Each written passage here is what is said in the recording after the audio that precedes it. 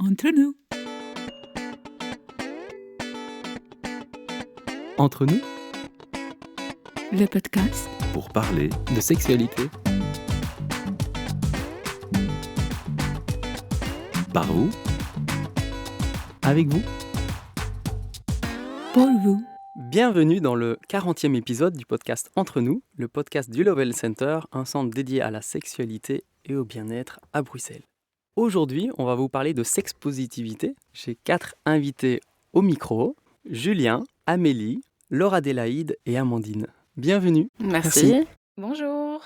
Mon ami Michel, qui enregistre les podcasts, fait part qu'en fait, aujourd'hui, il y a 2 personnes à distance et 3 personnes en studio. Donc c'est un podcast assez particulier. Il s'excuse à l'avance si au niveau qualité sonore, il y a des variations entre les voix. On fera de notre mieux pour que la qualité soit optimum pour la qualité d'écoute. Et on va commencer le podcast avec la question classique de l'intention. Julien, quelle est ton intention en enregistrant ce podcast ? Mon intention, c'est surtout de donner plus de visibilité à quelque chose que je trouve super important dans l'épanouissement de chacun, c'est-à-dire son rapport à la sexualité, au relationnel, au consentement, en bref au sexpositivisme, et s'il y a moyen de donner plus de visibilité à ça et une meilleure compréhension pour qu'on puisse démystifier cet univers-là.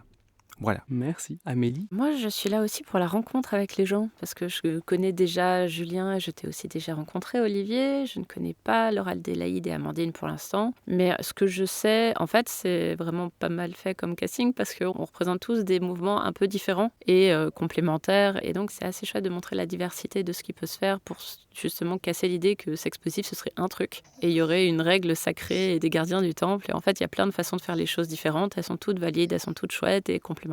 Merci. Pour Laura Adélaïde, quelle est ton intention ? Mon intention, c'est l'inspiration. C'est d'inspirer et d'être inspirée parce que je n'ai pas non plus rencontré toutes les personnes assises à cette table et aussi de rendre accessible et d'informer via toutes les structures différentes. Et pour toi, Amandine ? En lien avec tout ce qui a déjà été dit, mon intention, c'est de permettre aux auditeurs et aux auditrices du podcast de s'autoriser en fait à pousser la porte, à se dire en fait oui, j'ai envie d'aller explorer aussi ces univers-là. Voilà, de prendre conscience que c'est tout à fait accessible, que c'est ouvert à chacun et à chacune, qui est vraiment par ce petit déclic de oui, de s'autoriser à franchir le pas. Voilà. Merci. Et pour ma part, en fait, ce podcast a émergé suite à une interview à la TV bruxelloise BX1 récemment, et également par le fait que régulièrement dans les activités d'information du Lovell Center par rapport à la sexualité, beaucoup de gens se demandent et posent des questions. C'est quoi le tantra par exemple ? Et c'est quoi la sexpositivité ? Donc mon intention aujourd'hui, c'est justement de répondre à cette question de manière publique, parce que je le fais souvent en individuel, en aparté, en petit groupe ou face à un couple, et ici on a l'opportunité de le faire collectivement, et comme dit Amélie, je trouve que c'est vraiment très riche de le faire avec la diversité. Et puis, comme dit Julien aussi, il y a une diversité forte dans les activités. Donc, vous donnez un peu un panel de ce qui existe, en tout cas ici à Bruxelles.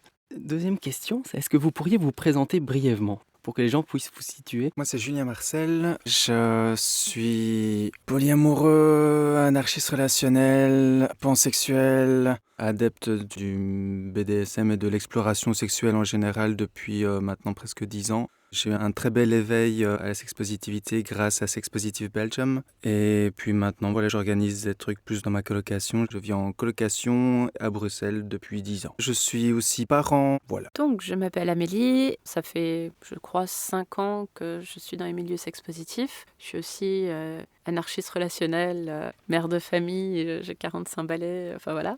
Et je suis là parce que je suis en charge de la coordination des événements du SPB, donc le groupe Sex Positive Belgium. Et donc à ce titre, j'organise moi-même beaucoup d'événements, mais aussi j'aide les gens de ce groupe à organiser, puisque j'en parlerai plus tard, mais donc c'est un groupe qui ne dépend pas des personnes qui sont en charge du groupe, mais de tous les participants. En fait, les participants font rien, il arrive rien. Donc voilà. Moi, c'est Laura Adélaïde. Je suis aussi anarchiste relationnelle.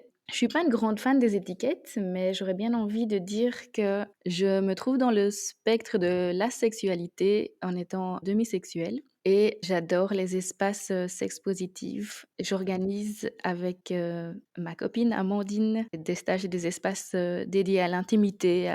C'est un sujet qui me passionne. l'intimité en général et aussi avec soi-même et dans la sexualité. Je m'appelle Amandine, je suis en déconstruction, reconstruction, exploration relationnelle. Et par ailleurs, je suis en couple avec un homme depuis 15 ans avec qui je suis la maman de 3 enfants. Je vis dans un petit village perdu au fin fond des Ardennes et j'adore revenir à Bruxelles régulièrement. Et donc, je suis avec Laure Adélaïde, cofondatrice, organisatrice et animatrice des espaces d'exploration intime. Merci beaucoup. Comment vous pourriez définir ce qu'est la sexualité? Ce qui inclurait une énergie sexuelle. Après, ça peut prendre toutes les formes qu'on veut, mais une énergie érotique. J'aime bien le mot intime, même si évidemment tout ce qui est intime n'est pas sexuel, mais ça a quelque chose pour moi d'extrêmement important, même si effectivement la sexualité ne se limite pas non plus à l'intime. Donc je ne sais pas si ça apporte grand-chose au débat, mais de mon point de vue, l'intimité est aussi une part importante. Pour moi, il y a la question de la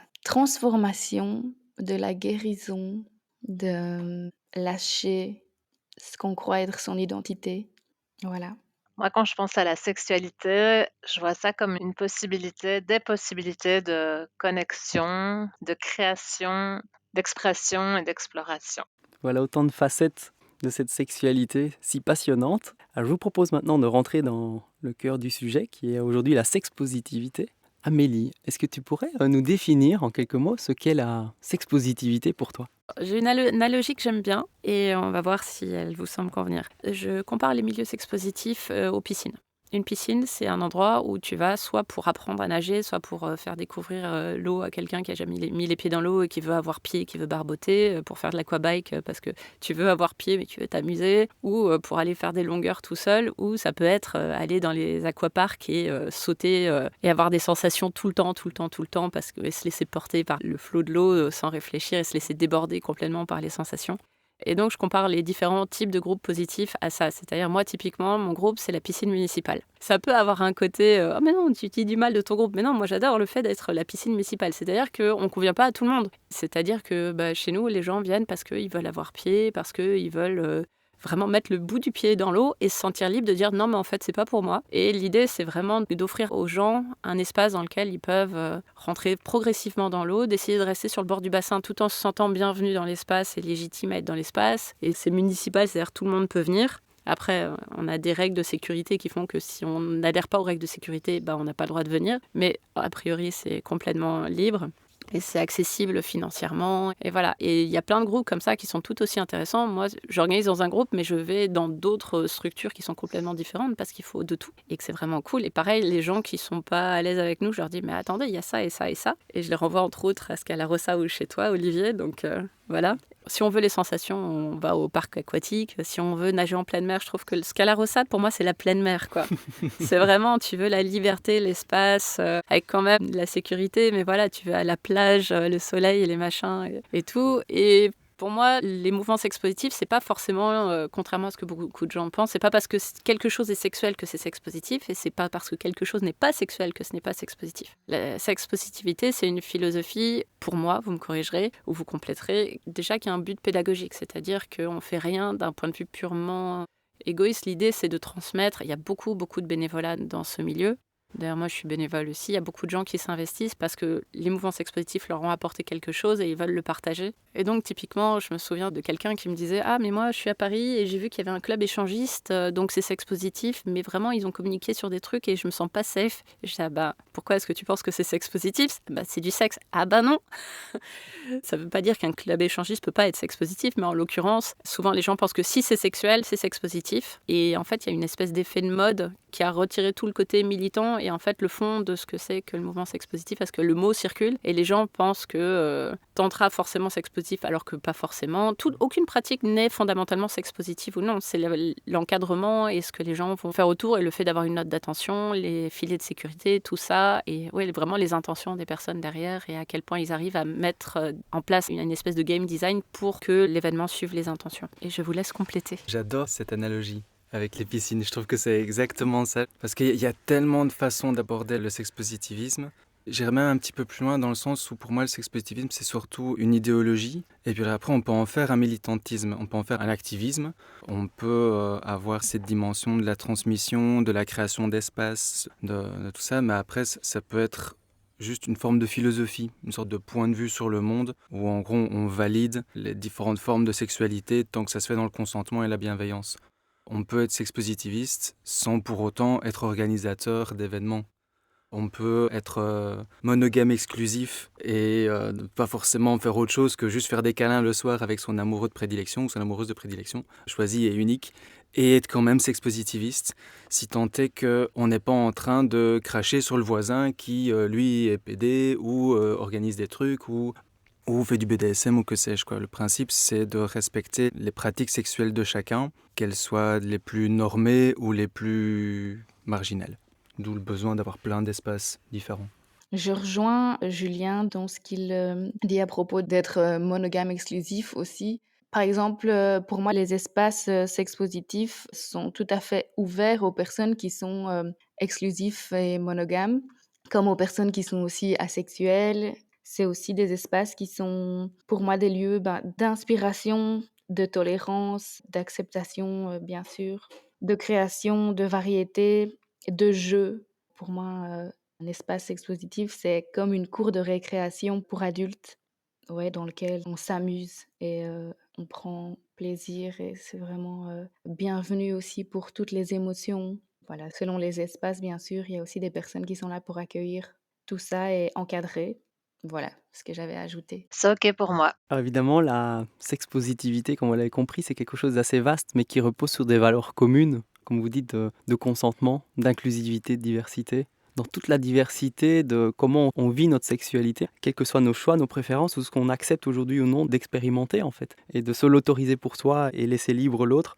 Il y a aussi beaucoup, je trouve, de bienfaits par rapport à la confiance en soi, le dialogue, la communication. Il y a beaucoup de place, je trouve, pour la structure, le cadre qui est mis dans la bienveillance et la communication. On y reviendra probablement à la troisième question qu'on parlera de comment vous accueillez les nouvelles personnes qui s'intéressent quand ils vous contactent. Tiens, comment ça se passe, comment on peut découvrir et savoir si ça peut nous plaire aux différentes activités. Et par rapport justement à ces valeurs de la sexpositivité, si vous deviez citer 3 valeurs fondamentales de la sexpositivité, vous y mettrez quoi ? Que vous vivez dans vos expériences ou que vous avez comme quelque part motivation lors de la création de vos événements? Alors moi, je vais utiliser des termes en anglais parfois, mais je vais traduire et tout, parce que mon groupe est pas francophone, c'est un groupe anglophone pour diverses raisons. On utilise les 3 C, c'est la base de tout ce qu'on organise, c'est-à-dire on a care, donc le soin, prendre soin de soi, prendre soin des autres. Et le soin, c'est base, ça peut être prendre soin parce que si on voit que quelqu'un n'est pas bien, on prend soin de la personne, mais c'est aussi si on vient à une soirée câlin, on a pris une douche, on a mis des vêtements propres, ou si on organise, on met peut-être à disposition la salle de bain pour que les gens puissent se doucher en arrivant du travail ou des trucs comme ça, vraiment bête et machin. Le soin de prendre soin de soi aussi, c'est-à-dire que les gens n'ont pas de boule de cristal, donc on est tout à fait prêt à prendre soin de vous, mais il faut qu'on sache que quelque chose se passe. Donc il faut aussi réfléchir à ce qui nous arrive et essayer de le communiquer. Donc on a beaucoup d'ateliers sur la communication. Le deuxième C, c'est consent, donc le consentement. Alors là, ça mérite une émission en soi-même parce que les définitions sont tellement différentes. Donc je ne vais pas décliner le truc maintenant. Et le troisième, c'est confidentiality, la confidentialité, c'est-à-dire que le respect de soi-même, le respect des autres, passe aussi par le fait que c'est pas parce qu'on est parfaitement à l'aise avec quelque chose que c'est le cas de tout le monde. C'est-à-dire si demain quelqu'un me croise dans la rue, j'explique bien toujours, venez pas me voir si je suis avec ma mère, merci de ne pas venir me voir en me disant c'était sympa l'atelier tantra de l'autre jour, parce que ça ne veut pas dire que je cache des trucs à ma mère, mais j'ai aucune obligation de partager des trucs avec elle et j'ai pas forcément envie que les gens viennent déballer des choses devant elle ou au boulot ou n'importe quoi. Donc il y a vraiment cette importance de la confidentialité parce que c'est pas parce qu'on est militant, je suis très militante sur le sujet, que j'estime que je dois arrêter les gens ou que je dois accepter qu'on soit indiscret. Et donc j'encourage, c'est pas le fight club, c'est-à-dire que j'encourage tout le monde à parler de ce qu'on fait, et de notre groupe et des autres groupes et du moment sexpositif, mais en partant de sa propre expérience. En parlant de soi, de ce qu'on a vécu, ce qu'on a expérimenté, en écrivant les ateliers, mais en ne nommant personne, en donnant aucune information qui permette de reconnaître quelqu'un. Même si c'est pour quelque chose aussi bête qu'une discussion sur les parents polyamoureux, par exemple. On peut dire, en même temps, c'est juste une discussion sur les parents polyamoureux. Oui, mais c'est quelque chose qui relève du personnel et qu'on n'a pas à partager à la place des autres. Donc voilà, on parle de sa propre histoire et de ses propres expériences. Ouais, ayant été éduqué, je vais dire, ayant été accompagné dans mon épanouissement à travers la sexpositivité par Sexpositive Belgium, je ne peux que rejoindre parce que j'ai grandi entre guillemets avec ces valeurs-là, avec les 3 C, care, consent and confidentiality. Il y a quelque chose pour moi qui me semble aussi assez important, c'est le courage de pouvoir dire oui, de dire non, d'aller vers l'autre pour dire en fait j'ai besoin de ça, ou le courage de rejeter quelqu'un, surtout quand on a été tellement éduqué à satisfaire et à convenir aux gens qui nous entourent, à convenir aux attentes de papa-maman, à convenir aux besoins de la société, à nos employeurs ou aux besoins de notre amant qu'il faut absolument satisfaire et qu'en fait, il faut d'abord se convenir à soi-même et se respecter soi-même. Donc avoir le courage de dire non, je trouve ça aussi assez important. Ça rentre dans le soin, mais je trouve que ça mériterait de le souligner et de le rajouter parce que c'est souvent oublié. Alors moi, je vais bien évidemment ajouter à tout ce qui vient d'être dit, la responsabilité, qu'elle soit individuelle et collective, dans le sens où, être conscient des enjeux qui se passent, lors, de ces événements, dans ces espaces. Donc c'est aussi avec le care, bien sûr, et le consentement. L'inclusivité, voilà. Ouais, en parlant d'inclusivité, si je peux me permettre de rebondir, je pense qu'il faudrait aussi souligner deux fois le fait que sexpositivisme, c'est aussi très queer. Ça embrasse l'entièreté de l'arc-en-ciel, des plus classiques et des plus normés aux plus extravagants et aux plus uniques et marginaux. Donc voilà quoi, c'est la diversité est aussi une valeur très importante du sexpositivisme. Merci beaucoup. Moi, je raisonne beaucoup avec la responsabilité, ou certains appellent autoresponsabilité. C'est dire deux fois la même chose, autoresponsabilité, mais ça souligne vraiment l'importance de se connaître et de prendre responsabilité de ses choix, de ses actes, de sa présence et de nos interactions et d'être à l'écoute des autres. Je trouve qu'il y a un côté à l'écoute qui est très présent en fait. On s'intéresse vraiment d'une certaine manière au cadre et à l'autre tout autant qu'à soi. Je trouve que la présence de l'écoute dans ce milieu-là, moi en tout cas, je l'ai trouvé fabuleux. Et puis d'aller aussi à son rythme. Moi, je suis un peu du mouvement slow sex en fait et j'aime bien le côté chacun à son rythme. On peut être là, comme tu disais, on peut être au bord de la piscine, observer et limite être en maillot, mais on a un peu froid aujourd'hui, mais on reste en dehors ou bien on met le pied dedans, mais c'est ce côté. Il n'y a rien à forcer, il n'y a rien à provoquer, on est juste là, comme vous dites, sur un playground où on est là pour se faire du bien, être à l'écoute de soi et des autres. C'est très bienveillant, voilà, c'est ce côté très bienveillant de présence chaleureuse humaine, de transmission.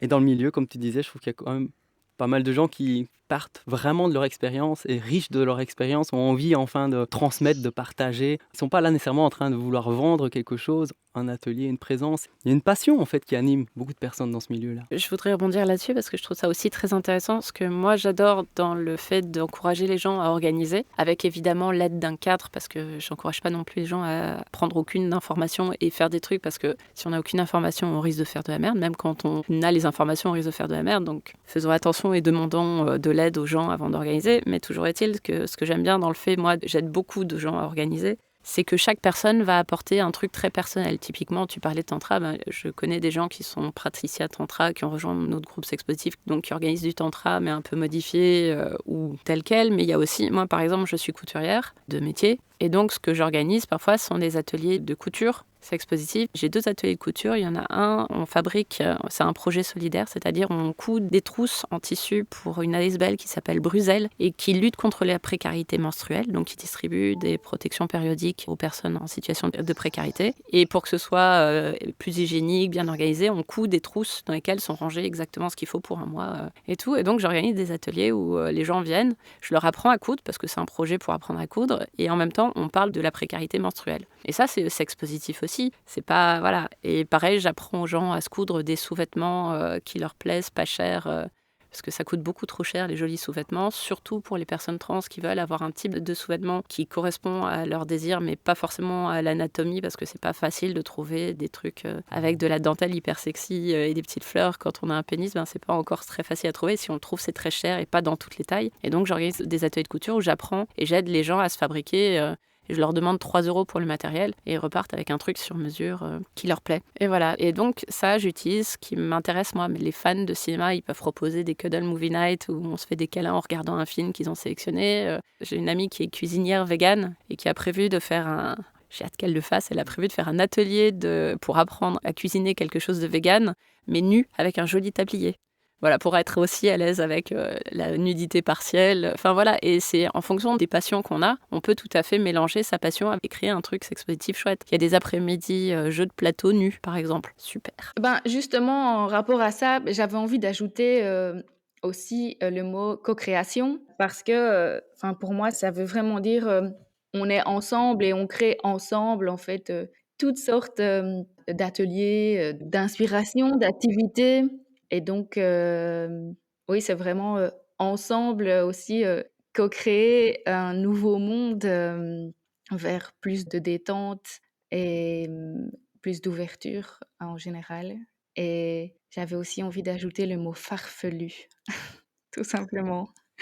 Cette liberté créatrice. Ouais. De manière pragmatique, ici en Belgique, on va dire francophone ou à Bruxelles-Wallonie, comment ça se passe? Qu'est-ce qu'on pourrait dévoiler de cet univers? Qui, quoi, où, comment? Qu'est-ce qu'on peut trouver dans cette sphère? On en a déjà parlé un petit peu, mais si on voulait mettre des mots pour un peu structurer cet foisonnement d'activités, que pourrait-on dire? Je pense qu'il y a beaucoup de groupes assez différents. Il y en a certains qui ont plus pignon sur rue parce qu'ils ont un site web ou qui sont présents sur une plateforme comme Meetup ou autre. Mais je pense qu'il y a beaucoup de personnes isolées qui organisent des choses un peu entre amis, un petit peu partout. Et c'est parfois très difficile d'avoir une vision d'ensemble sur qu'est-ce qui se passe vraiment parce que c'est au final très underground.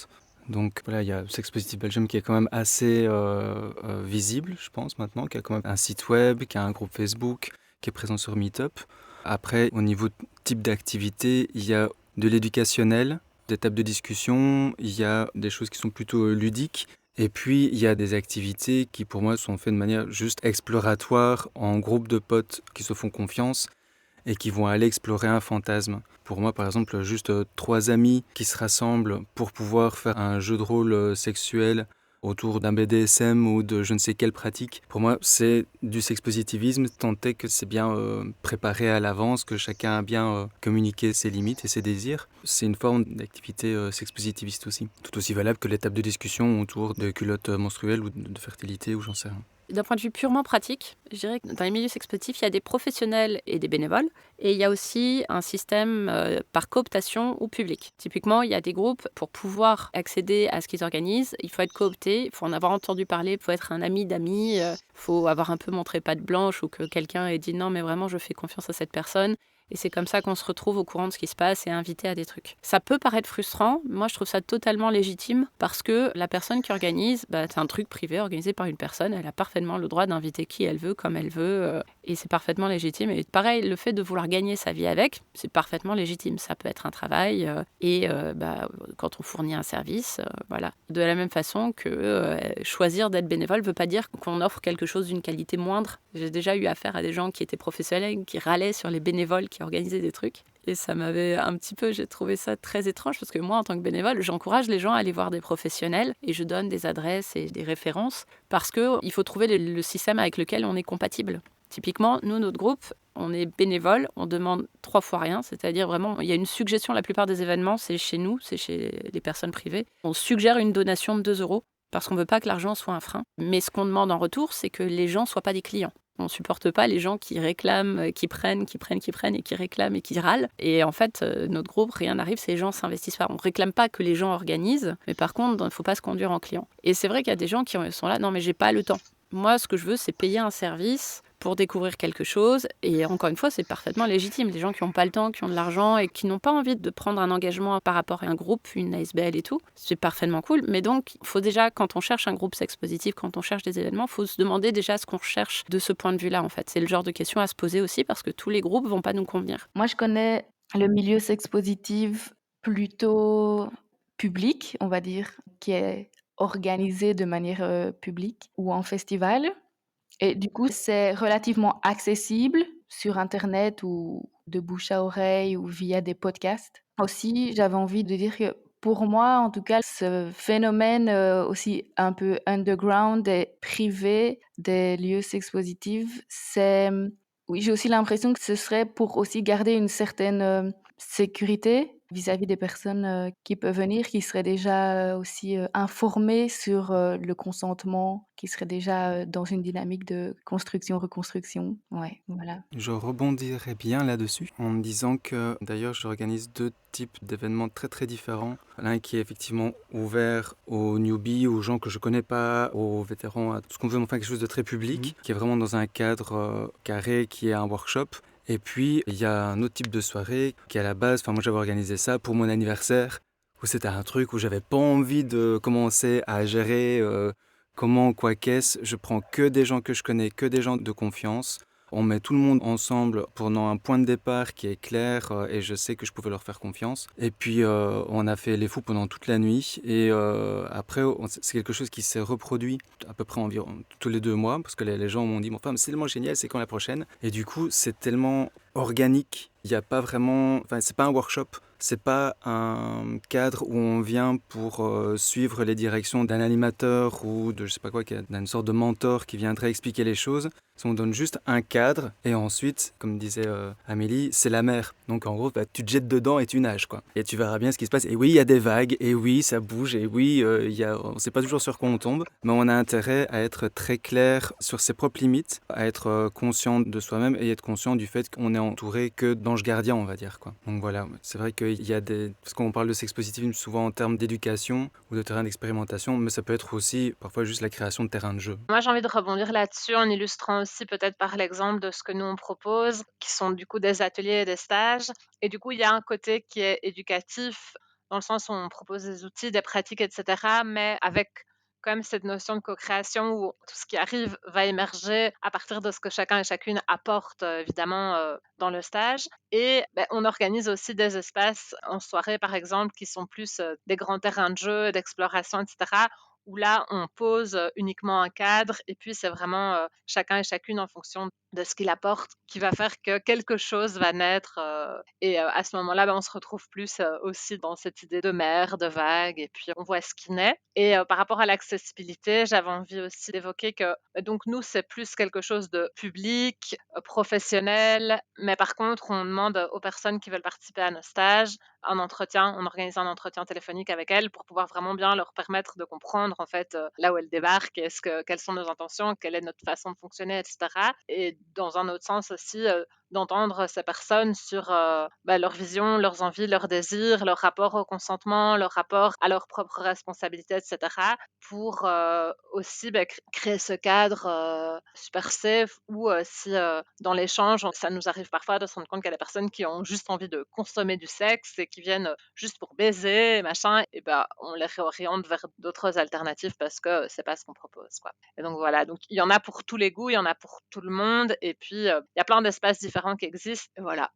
Je vais donner justement, comme on explique comment fonctionnent les différents groupes, si je ne m'abuse, à Scala Rossa, là où Julien organise, on utilise le terme Brave Space aussi pas mal, que je trouve intéressant aussi. Mais donc, pour donner concrètement le fonctionnement du groupe dont je fais partie, nous, comme on a un groupe public, tout le monde peut venir sur notre site internet, Facebook et Meetup. On a le fait qu'on organise chaque mois un SPB café dans différentes villes. Et les gens peuvent entrer, ils connaissent personne, ils ont vu l'information, ils viennent, ils entrent et ils demandent des informations et on répond. Et donc, en fait, nous, on classe en niveau ce qu'on fait. Ça ne veut pas dire que niveau 4, c'est mieux que niveau 1, mais ça veut dire que niveau 1, c'est social, il n'y a pas de nudité, il n'y a pas d'érotisme, il n'y a pas de contact physique. Donc ça, c'est le truc où tout le monde peut venir. Niveau 2, il y a potentiellement de la nudité et des contacts physiques. Typiquement, j'organise des sessions de modèles vivants où les gens qui viennent dessiner et posent. Il n'y a pas de modèle engagé, c'est les gens qui sont venus dessiner qui posent s'ils en ont envie. Et donc, il y a de la nudité, donc c'est niveau 2. À partir du moment où il y a contact physique et nudité, on demande aux gens, en fait, après le niveau 1, si les gens veulent rejoindre notre groupe, on leur demande de participer à un atelier à une après-midi dans lequel on présente le groupe et il y a des ateliers sur le consentement.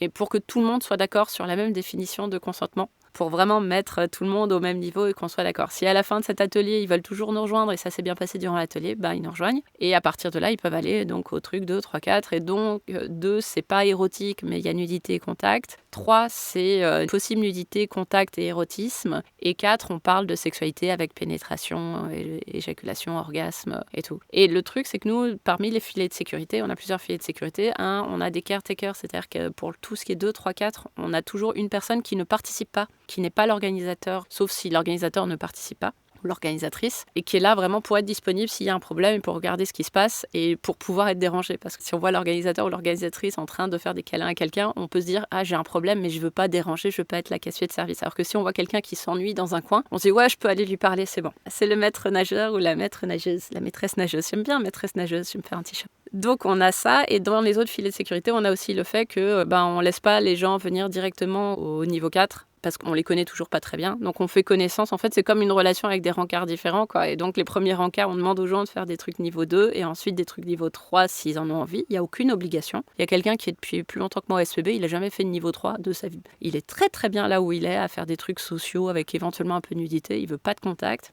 Très bien. Ça fait partie des choix qu'on a fait d'un point de vue sécurité. Je comprends tout à fait que les autres groupes ne fonctionnent pas comme ça et je vais dans des groupes qui ne fonctionnent pas comme ça moi-même. Mais pour nous, justement, c'est notre côté piscine municipale, quoi. On ne laisse pas aller les gens dans le grand bassin et sauter du plongeoir tant qu'on n'a pas vérifié qu'ils savaient nager et là où ils ont pied. Si on a envie de découvrir le sexpositivisme, je trouve que SPB est un très bon terrain d'apprentissage et de développement, quoi. Moi, en tout cas, ça m'a appris tellement de choses et qui fait que du coup, je peux me permettre maintenant d'aller dans des eaux un peu plus tumultueuses. Donc c'est cool. Comme disait Amélie, il y a énormément d'activités qui existent en sexpositivité. En général, dans les grandes capitales européennes, entre autres, à Bruxelles, à Paris, à Berlin, à Londres, il y a vraiment beaucoup d'activités qui existent. Et l'idée du podcast, c'est un peu lever le voile pour comprendre un peu mieux quel est ce qu'on peut y trouver, ce que c'est, parce que j'ai régulièrement la question. Il y a 2 aspects fondamentaux à considérer. C'est effectivement comment, quand on est nouveau et qu'on s'intéresse et on veut savoir si ça nous correspond, comment quelque part on est pris par la main et comment on peut découvrir à son rythme différentes initiatives. Et puis il y a aussi la qualité du cadre qui est créé et des animateurs, animatrices, parce que moi j'ai déjà eu des gens qui quelque part sont en consultation ou en cercle de parole ou autre qui m'ont dit j'ai participé à des activités, on va dire peut-être qualifiées de sexpositives, mais en tout cas des activités liées à la sexualité qu'elles considéraient dans leur état d'esprit sexpositif et elles ont été traumatisées ou elles se sont senties pas respectées ou clairement le consentement n'avait pas l'air d'avoir été respecté. Donc effectivement, on prend beaucoup de soin à créer le cadre le plus sécurisant, le plus beau et le plus adéquat possible. Mais pour y arriver là, ça demande quand même beaucoup d'expérience et de vigilance. Est-ce que vous pourriez, les uns les autres, peut-être parler à la fois de comment vous accueillez les personnes, mais aussi comment on pourrait peut-être se renseigner sur la qualité d'un organisateur, une organisatrice ou d'un groupe en milieu safe? Comme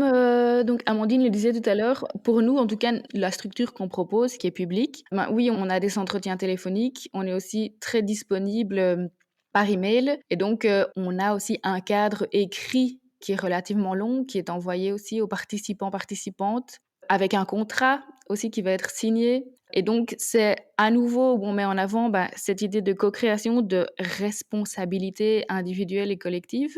Nous, c'est vrai qu'on a déjà un grand filtre et alors ça se passe toujours en petits groupes, ce qu'on va proposer, donc des groupes toujours plus petits que 20 personnes. Et voilà, donc c'est la manière dont nous, on propose, mais où on peut essayer d'être les plus safe possible dans ce qu'on organise. Et donc, en proposant du workshop aussi en dehors des soirées playground, pour s'assurer qu'il y ait aussi de la connexion et de l'intimité qui se crée avant toute chose entre les participants, participantes.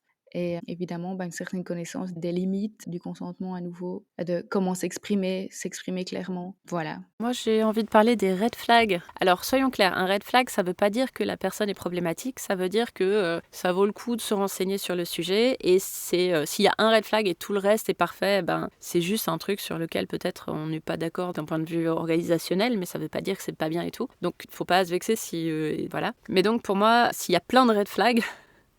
c'est qu'à un moment donné, il vaut mieux s'écarter. Donc les red flags, pour moi, c'est déjà de base... En fait, sexpositif, c'est un mot très à la mode. Et même les gens qui l'utilisent, tout comme utiliser du vocabulaire lié à la déconstruction. Je connais plein de gens qui se disent extrêmement déconstruits et ce sont les personnes les plus toxiques que je connaisse. Ça n'est pas parce qu'on maîtrise le vocabulaire et que c'est un green flag. Et de la même façon, c'est pas parce que quelqu'un ne maîtrise pas le vocabulaire que c'est un red flag du tout. Par contre, pour moi, les red flags, il y a le premier, c'est quelqu'un un organisateur ou une organisatrice qui va prétendre avoir un espace 100% safe. Dans mon expérience, c'est soit quelqu'un qui s'y connaît pas vraiment, c'est pas grave et tout, soit quelqu'un qui est qui baratine et qui a pas envie de voir les problèmes qui se passent dans son propre espace parce que voilà, soit quelqu'un qui est carrément manipulateur et prédateur. Encore une fois, on sait pas où ça se situe et ça peut être aussi simplement un choix de vocabulaire, mais j'aurais tendance à parler de safer space, c'est-à-dire on fait tout ce qu'on peut pour rendre l'espace le plus safe possible, mais on a conscience du fait que personne n'est safe, y compris les personnes qui organisent. Dans les ateliers de consentement que j'organise souvent avant, mais je fais des petits ateliers, des petits jeux de consentement. Un de mes préférés, c'est celui où les gens me disent non à moi, parce que rien que le fait d'avoir le statut d'organisatrice, les gens vont avoir plus de mal à me refuser quelque chose. Et même à réfléchir au fait qu'ils pourraient vouloir refuser parce que tu as une position d'autorité, voilà.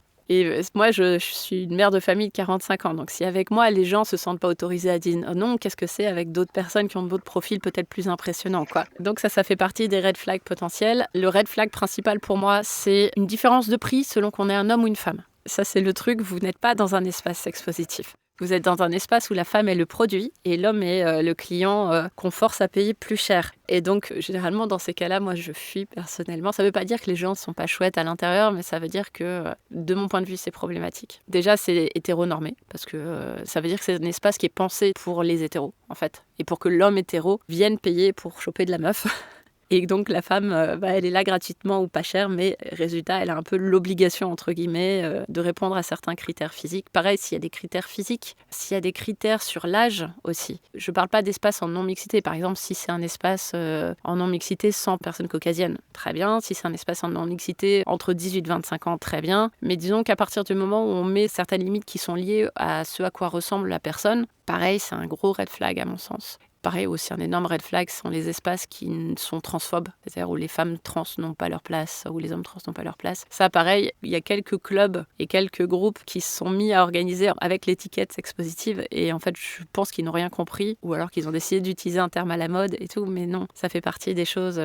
Voilà, les green flags pour moi, c'est les gens qui se soucient d'accessibilité financière. C'est-à-dire même si c'est payant, peut-être qu'il y a des prix solidaires pour les personnes en situation de précarité. Les green flags, c'est les gens qui donnent des indications sur l'accessibilité physique du bâtiment. Ça ne veut pas dire que tout le monde va avoir un accès PMR, donc personne à mobilité réduite, parce que c'est très difficile. Mais rien que donner les indications pour dire il y a des marches, mais en même temps on peut porter un fauteuil, ou il y a un ascenseur qui arrive directement dans l'appartement, donc c'est plus facile. Ça montre qu'on se soucie d'accueillir les gens.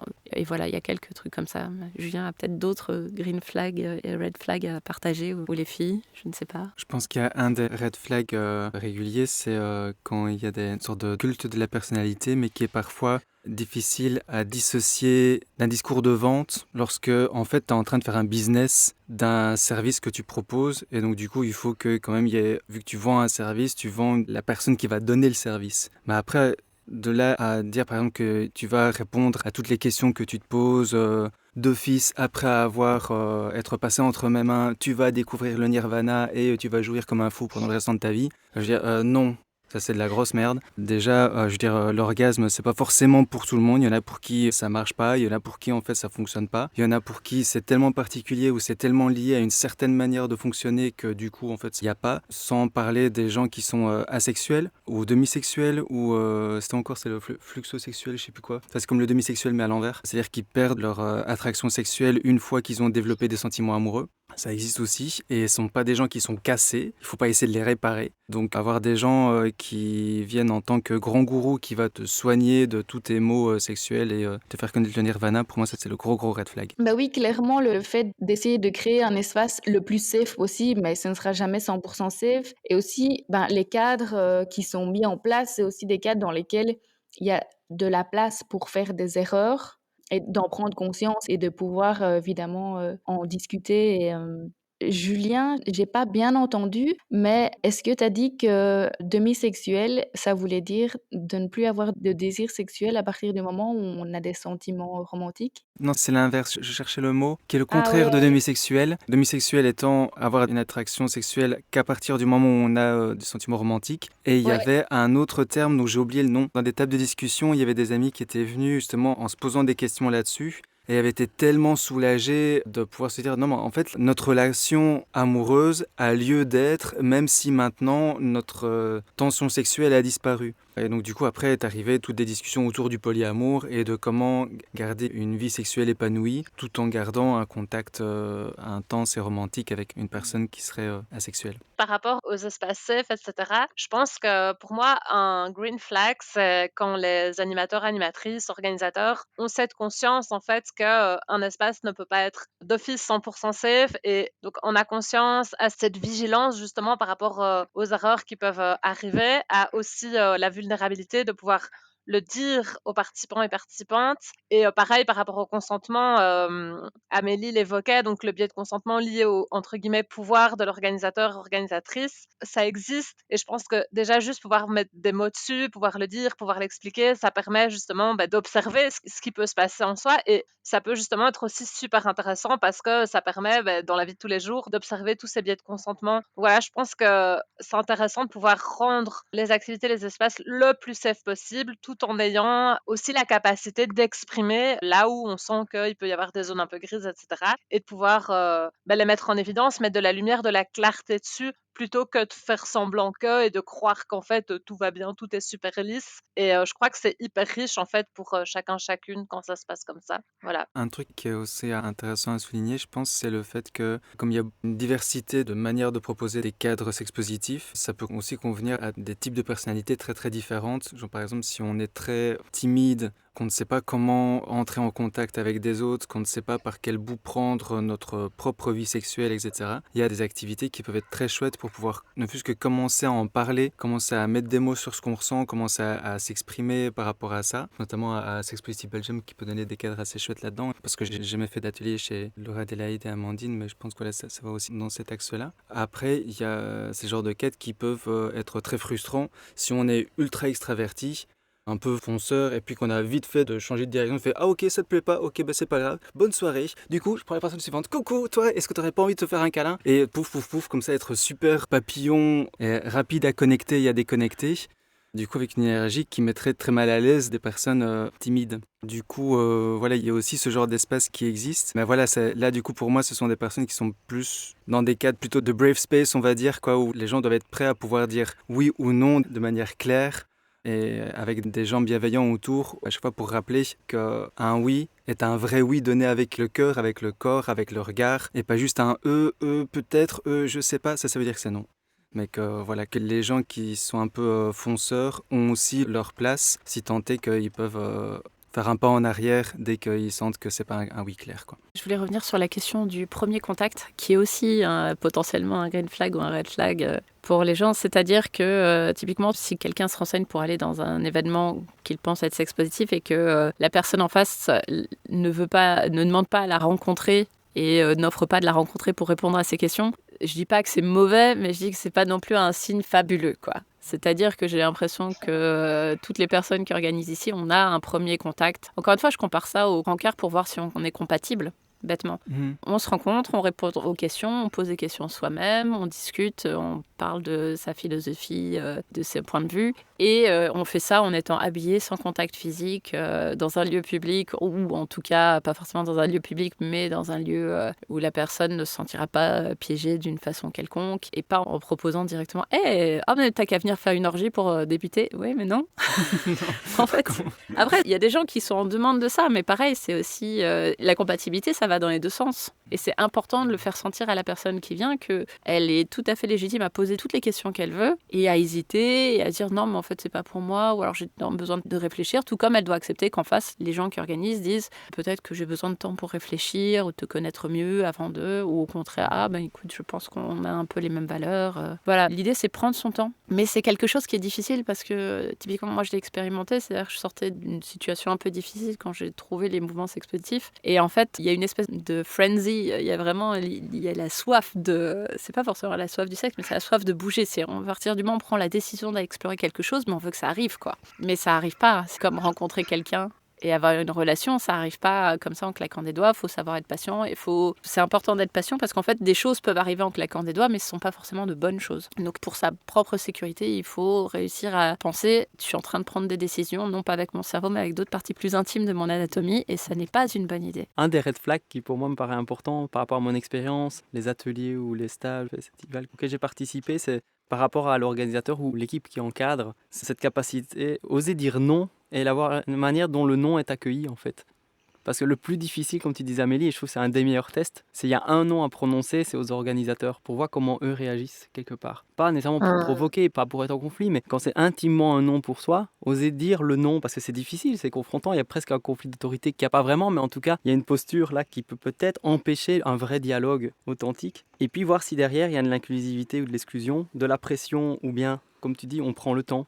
il y a une inclusivité et puis on laisse le libre choix. Et puis aussi l'autre élément, c'est que parfois j'ai entendu des discours un peu trop simplistes. Ça rejoint un peu ce que vous dites, mais parfois j'ai déjà entendu « oui mais c'est simple » ou « tu verras » ou « oui mais non, c'est peut-être pas s'il y a un questionnement, une inquiétude ou quelque chose. Prenons notre temps, c'est pas si simple que ça, parce qu'il faut arriver à se mettre à la place de l'autre. Quelque part, quand on est organisateur, on est plus au service. Vous sentez tout de suite si la personne est au service de quelque chose ou bien elle consomme ou elle utilise quelqu'un d'autre. Si vous sentez qu'elle est au service de quelque chose, qu'elle est là pour créer un espace ou en tout cas qu'elle est sereine des réactions, vous vous sentez beaucoup plus apaisé. C'est intuitif, mais il faut vraiment écouter votre intuition. Après, je vais rebondir sur le fait que l'organisateur ou l'organisatrice soit au service de quelque chose, parce que c'est aussi un piège. Parce que les difficultés pour dire non, ça peut être dire non à une personne en position d'autorité, ou ça peut être aussi dire non, parce que si on dit non, on quitte l'événement. Par exemple, disons que c'est un événement où les gens sont 2 par 2 et qu'il y a une balance des genres, parce que c'est comme ça que la note d'intention était, et qu'on est venu, et que ça a été organisé, qu'on s'est investi, que l'organisateur s'est investi. Voilà, on arrive, et puis finalement, on se dit non, je veux pas être là, mais en partant, il y a une personne qui se retrouve le bec dans l'eau où carrément tout l'événement est annulé. Et en fait, c'est pour ça que pour moi, les organisateurs et organisatrices, c'est important de rappeler à tout le monde que l'événement n'est jamais plus important que le bien-être d'un ou d'une participante. C'est-à-dire, si l'événement est annulé, c'est pas une mauvaise chose. C'est au contraire la preuve qu'on prend soin des autres, on prend soin de soi, on veut pas mener quelque chose en forçant, en mettant la pression à quelqu'un. Et si je participe moi à un événement, je préfère, si on me dit c'est annulé parce qu'il y a une personne qui est plus à l'aise, je serai beaucoup plus heureuse que si on me dit on peut y aller. Ah ouais, je peux le faire, mais oui, mais la personne n'est pas à l'aise, quoi, c'est pas possible. Donc en fait, c'est le piège aussi pour les organisateurs et organisatrices, c'est vraiment le fait qu'on a tellement envie d'offrir quelque chose de chouette. C'est même pas pour soi qu'on veut le faire, c'est pour les autres. On veut que l'événement soit un succès, qu'on peut être amené à prendre des décisions qui sont pas bonnes aussi. C'est super important pour nous de se remettre en question de ce point de vue-là et de se dire « ouais, ça me fait pas plaisir d'annuler, mais je peux pas ne pas annuler en fait ». Et comme ça, il y a des décisions qui sont compliquées. Dans les trucs, moi j'ai un de mes gros combats, c'est le creepy guy. Il y a comme ça des gens, et malheureusement ce sont souvent des hommes, qui sont perçus par d'autres personnes comme creepy. Mais ces personnes n'ont absolument rien fait de mal. Je connais des gens comme ça qui participent à des événements auxquels j'ai participé ou que j'ai pu organiser. Et les gens font « ah non, cette personne vient. Ah, alors dans ce cas, je vais pas venir parce qu'il est creepy. » Et il a fait concrètement quelque chose qui était creepy. Et en fait, non, c'est pas des actes, c'est une façon de percevoir quelqu'un. Et malheureusement, on perçoit plus facilement comme creepy un homme plus âgé, pas très beau, pas très attirant physiquement, qui se conduit exactement de la même façon qu'une très jolie jeune femme. Le même comportement va pas attirer la même chose parce que les gens vont pas percevoir de la même façon. Et c'est aussi important parce que je connais des organisateurs et je le comprends qui font du tri, qui disent non mais cette personne je vais pas la prendre parce que elle est perçue comme creepy par les autres. Mais donc c'est aussi un truc pour les organisateurs de se forcer à se dire en fait cette personne elle va dans le sens des idées, tout son discours est parfait, elle n'a jamais agi d'une façon qui ne correspondait pas. Je la surveille, mais résultat est-ce que je suis légitime à pas la faire venir parce que si elle vient, ça risque de flinguer mon événement. C'est-à-dire si elle vient, il y a des gens qui viendront pas, si ces personnes viennent pas, il y en a d'autres qui viendront pas, ou elles seront pas à l'aise, ou ça peut mettre une mauvaise vibe dans l'événement. Et en fait, c'est vrai qu'on peut être tellement enthousiaste à l'idée de mener le meilleur événement possible qu'on peut prendre des décisions qui sont injustes. Donc c'est aussi à nous de faire super attention et aussi donc de faire gaffe aux organisateurs. Franchement, moi aussi, un autre règle dont j'ai pas parlé, c'est je connais des groupes comme ça, j'en connais un en France par exemple. Tous les gens qui sont là-bas, ils sont très inclusifs, mais tous les gens qui sont là-bas sont jeunes et beaux. Et plutôt minces. Et ils sont tous, mais on est hyper inclusif, tout le monde peut venir, sauf que comme c'est par cooptation, ils parlent pas tellement de trucs aux gens dont ils estiment qu'ils ne seraient pas heureux et qu'ils ne trouveraient pas leur place s'ils venaient parce qu'ils sont jugés pas assez beaux et donc pas attirants et donc ils ne choperaient pas, ils n'auraient pas de succès, donc ils seraient malheureux, donc autant les protéger. Ça c'est un discours pourri pour en fait justifier le fait de si j'ai que des gens jeunes et beaux et sexy, un peu chaud patate et plutôt sexuels et pas de demi-sexuels et pas d'asexuels et tout, mon événement, les gens vont plus facilement baiser, donc ça sera un succès. Alors que c'est pas ça le succès d'un événement en fait. Mais ça peut partir d'une bonne intention de l'orga de vouloir offrir le truc qui marche le mieux possible. Et en fait, ce qui marche le mieux possible, c'est pas forcément ce qui est le plus juste et le plus vrai. Je pense que pour ça, c'est des intentions qui doivent être claires à la base dans la création de l'événement. C'est est-ce qu'on fait un événement pour avoir quelque chose de fun, où on se prend pas trop la tête, on a juste envie de mettre des gens dans une salle et que tout le monde s'amuse et voilà, c'est bon, youpla. Ou alors si on est dans un côté plus militantiste ou activiste sur la mise en lien, sur la confrontation avec l'autre, travailler sur l'altérité. Ou alors est-ce qu'on est en train de travailler sur un groupe qui est très fragile avec différents traumas ou des réactivités, des sensibilités exacerbées et que du coup il faut peut-être éviter de rajouter du challenge en invitant des personnes et que l'altérité risque d'être problématique. Je pense qu'il n'y a pas de bonne ou mauvaise réponse à ça, je pense. C'est juste au niveau de l'intention, de quel type d'événement on veut faire. Donc du coup, c'est chouette d'organiser une diversité d'événements. Comme on l'a dit plusieurs fois, en soi, tout est bon. Il faut trouver une adéquation entre l'offre et ce qu'on cherche aussi. C'est-à-dire qu'il faut aussi avoir le courage en tant qu'organisateur parfois d'oser quelque chose, d'être confronté à du feedback, à des expériences, et puis de se dire est-ce que ça répond vraiment à mes besoins, comment le public réagit, et de se dire que ça a le mérite d'exister aussi. Et si on dit bah, tiens, ça c'est pas mon truc, bah, c'est très bien en fait. Il faut juste être honnête avec soi et avec l'autre, dire pour différentes raisons, ça me convient pas, mais peut-être que ça convient à un public assez large, mais moi je préfère peut-être aller voir ailleurs.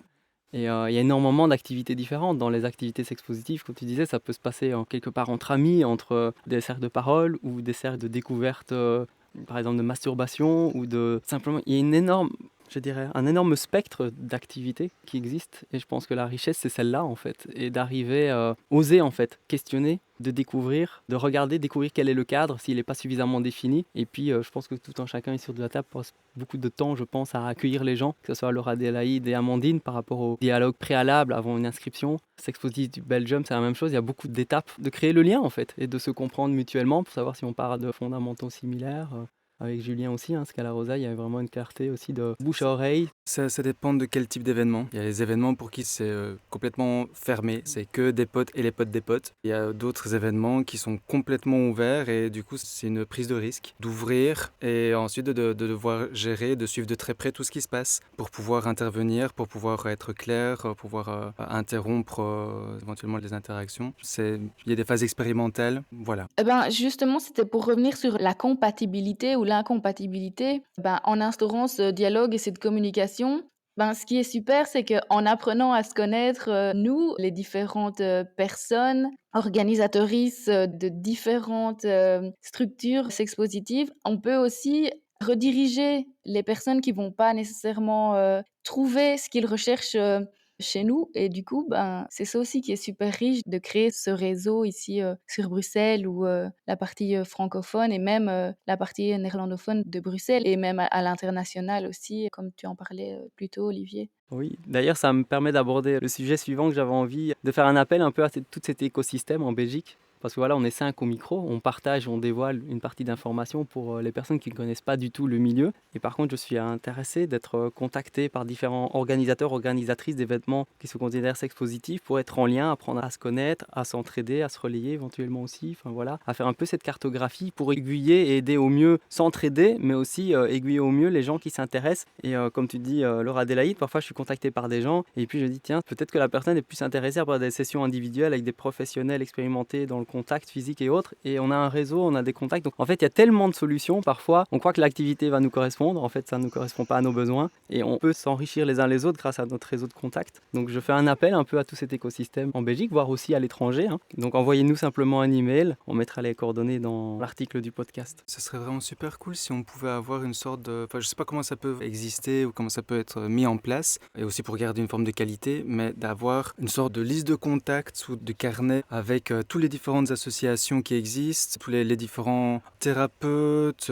animateurs, professeurs, points de contact, etc. Enfin, je veux dire, histoire qu'on puisse savoir un petit peu ce qui se passe, parce que j'ai l'impression qu'il y a énormément de choses qui se font, notamment au niveau queer, qui reste souvent sous le radar, parce que c'est les plus marginaux dans la sexualité, et qui organisent plein de choses, mais du coup, dans des squats, dans des coins où, enfin, si on ne connaît pas, on n'entendra jamais parler, c'est ni sur Internet, ni encore moins à la télé ou ailleurs. Donc voilà, s'il y a moyen de faire une sorte de mise en lien de tout ça, je pense que ça pourrait être super chouette, parce que j'entends souvent des gens autour de moi qui me disent « Tiens, mais j'aimerais bien libérer ma sexualité, mais comment je fais ?» Bah écoute, je sais pas par quel bout tu veux le prendre. Si tu veux faire du BDSM, je connais des gens qui. Si tu veux faire du tantra, il y a ces gens-là. Si tu veux faire du ça ou du ça, il y a ça. Si tu dépares vraiment, que tu veux juste discuter, il y a ça. Si tu es plutôt au niveau relationnel et interpersonnel, savoir comment gérer une vie polyamoureuse, ben voilà, c'est plutôt ces gens-là. Si on pouvait avoir une sorte de liste pour pouvoir aider les gens à faire des premiers pas dans les eaux qui les conviennent, ce serait vraiment cool, quoi. Y a-t-il autre chose que vous souhaitez partager avant de clôturer ce podcast? Tu parlais de nous demander de dire comment on peut nous trouver, je crois. Nous, ça a déjà été dit, le SPB Sex Positive Belgium. Nous avons un website en construction, donc bientôt nous aurons vraiment un site internet digne de ce nom. Pour l'instant, il n'est pas très utilisé. Nous avons une page publique sur Facebook Et nous utilisons Meetup aussi comme moyen de nous contacter. Et par contre, c'est en anglais, mais tout le monde est bienvenu, francophone, néerlandophone. C'est juste que la plupart du temps, par défaut, on organise en anglais. Après, il y a des choses organisées dans toutes les langues. Et donc, nous avons chaque mois, il y a un SPB Café un dimanche du mois dans 3 villes différentes. Il y a Leuven, Gand. On reprend à Gand normalement, et Bruxelles d'ailleurs. Je suis souvent hôtesse d'une des personnes qui accueillent les gens lors du SPB Café. Donc le principe c'est de 14 à 17 heures, quelque chose comme ça. Les gens viennent, ils sont pas obligés d'être là à 14 heures, ils peuvent partir au bout d'une demi-heure ou de 10 minutes s'ils veulent, ou arriver plus tard. Voilà, ils viennent et on bavarde. C'est vraiment l'équivalent du premier encart, mais en groupe, on répond aux questions. Il y a des gens du SPB, il y a des gens nouveaux. Et tout le monde est bienvenu dans des cafés publics. Voilà. Et il n'y a aucun contact physique, il n'y a pas de nudité, on est habillé normalement. C'est vraiment juste dans un espace privé. À chaque fois, on est dans un espace privé du bar ou du café, histoire d'avoir la confidentialité. Et voilà, il suffit de venir et dire hey, bonjour. Pour ma part, donc, il y a le site web scalarosa.com où on peut voir du coup les prochains workshops organisés. Le principe, c'est que ce sont donc des workshops payants. Et il y a tous les premiers lundis du mois une table de discussion gratuite. Enfin, c'est juste en mode auberge espagnole. Tu viens avec une bière, un jus de fruits, un pot d'olive ou une quiche vegan. Tu fais comme tu veux. Ou même rien. Tu peux venir les mains dans les poches. T'es bienvenu aussi tant que tu viens avec le cœur ouvert, le respect et la curiosité de rencontrer des gens autour d'un sujet qui serait la manière alternative de relationner de manière amoureuse. Et je suis aussi monteur de fiction et de documentaires de formation. Ça fait 10 ans que je suis dans le cinéma. Bon, ça, c'est pas tellement en lien avec Scalarosa, mais c'est un projet personnel que j'aimerais vraiment pouvoir développer. J'ai réalisé différentes choses, notamment des films de post-porn, donc c'est-à-dire du porno féministe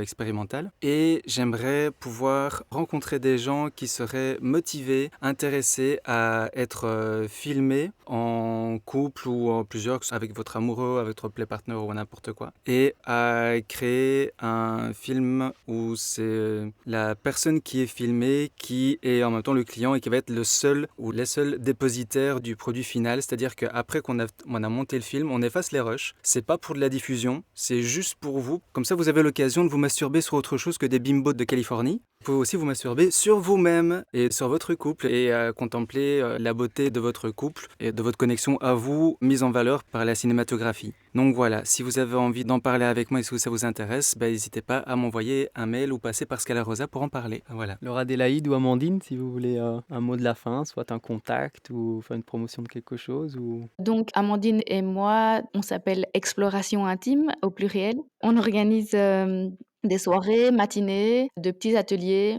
et on organise aussi des plus longs moments comme des week-ends ou même des plus longs week-ends. On est active sur Facebook, Instagram. On a aussi notre adresse email qui est mentionnée dans les descriptions. Amandine, si tu veux ajouter quelque chose. Oui, juste, moi j'ai envie de dire qu'au mois de mars, début mars, on fait une espèce de petite tournée en Wallonie et à Bruxelles. Où on va proposer un atelier de découverte de 3h30, donc à Bruxelles, à Namur, à Liège, en Ardennes et dans le Brabant wallon. Et du coup, ça permet aux personnes, donc c'est aussi un atelier où on est tous habillés, etc., etc., etc. Et du coup, ça permet vraiment aussi aux personnes de venir un petit peu découvrir, sentir notre univers, voir si ça passe. Ça permet aussi de pouvoir discuter avec nous avant ou après l'atelier, si les personnes ont l'élan de participer à quelque chose de plus long. Voilà, c'est vraiment l'occasion de venir nous découvrir. Donc, j'avais envie de rajouter ça pour clôturer. Voilà. On va terminer par la question qui est aussi habituellement posée.